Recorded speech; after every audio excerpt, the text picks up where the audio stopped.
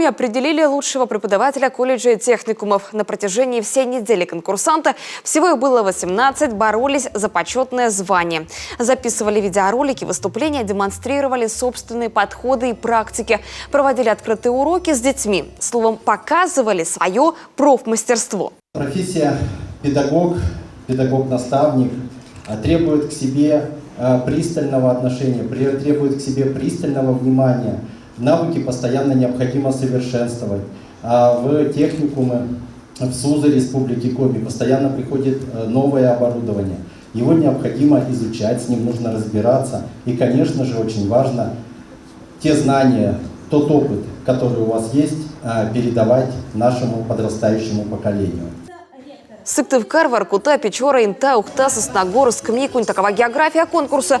В нем приняли участие педагоги разных профилей. А это медицина, автомеханика, IT-технологии и программирование, профессия повара-кондитера. Каждый участник должен подготовить небольшой видеоролик, где он демонстрирует свою методическую систему.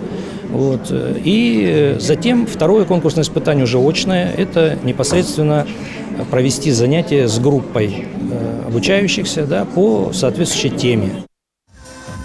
Мастером года в итоге стала Татьяна Михеева, преподаватель Печорского промышленно-экономического техникума. Она представит республику в финале всероссийского состязания, которое пройдет в сентябре в Екатеринбурге.